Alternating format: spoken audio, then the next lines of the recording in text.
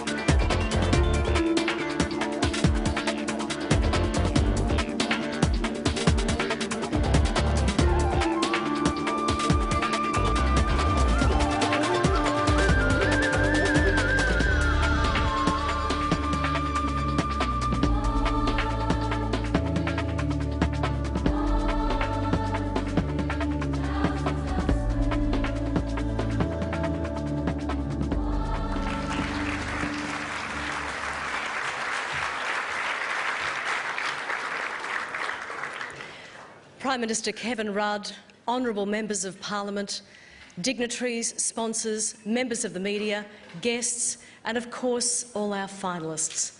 Tonight it is my very great pleasure to welcome you to the grand ballroom of the beautiful Four Seasons Hotel located here on the foreshore of Sydney for this, the 20th Annual Ethnic Business Awards.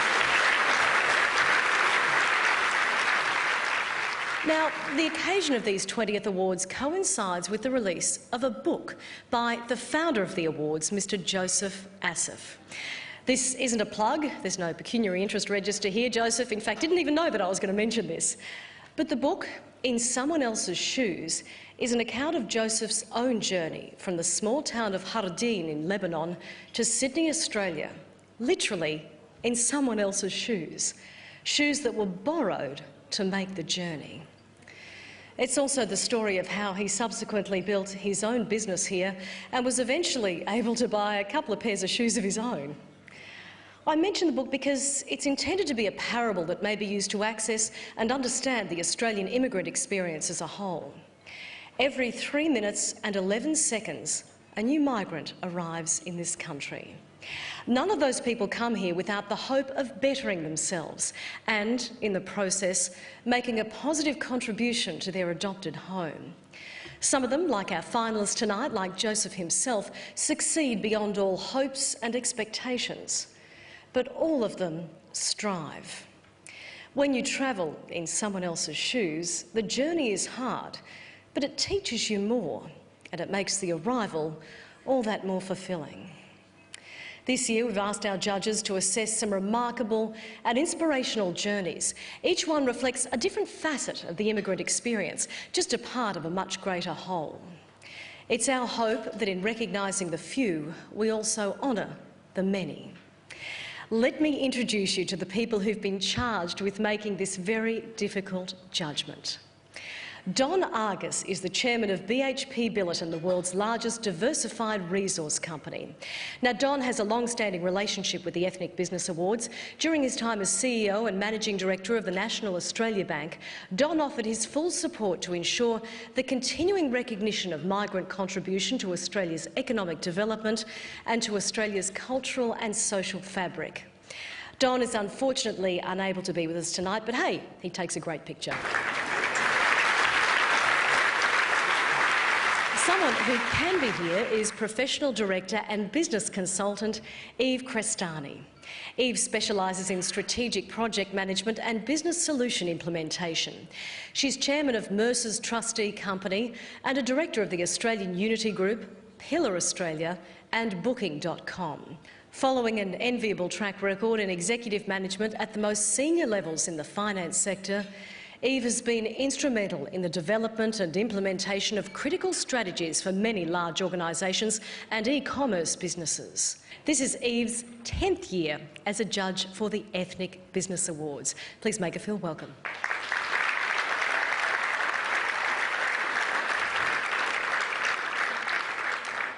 Alan Ginchell is the Executive Director of the Lowy Institute for International Policy. He has a wide background in international policy making and analysis and has written and spoken extensively on Australian foreign policy, on Asian regional relations and on the development of global and regional institutions. He was later First Assistant Secretary in the International Division of the Department of Prime Minister and Cabinet. From 1993 to 1996, he was Foreign Policy Advisor in the Office of the Australian Prime Minister, Paul Keating. Please give him a round of applause. Thank you.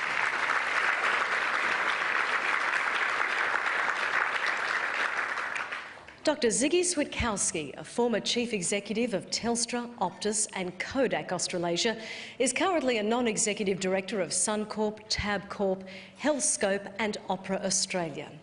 In 2006, he chaired the Prime Minister's review of uranium mining, processing and nuclear energy and is now the chair of the Australian Nuclear Science and Technology Organisation. And last, but by no means least, the lovely Carla Zampatti is one of Australia's fashion pioneers. Carla has been recognised with a number of Australian and international awards for achievement and excellence. She's also been named Bulletin Qantas Businesswoman of the Year and has been named Designer of the Year by Australian fashion industry circles. Carla has been a judge of the Ethnic Business Awards since its inception in 1988.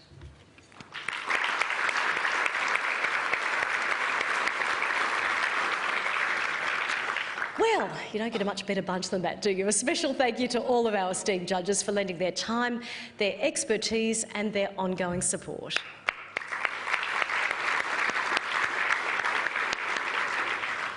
Now, I know we're all going to have a fantastic evening tonight. Even our finalists are going to have a great evening, even though they're all incredibly nervous, biting their nails to the quick right now as they await the judges' findings.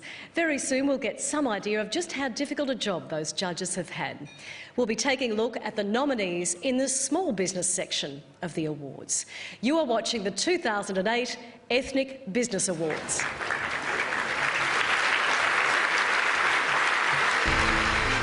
When we return, we'll be taking a look at the nominees in the small business category of the awards.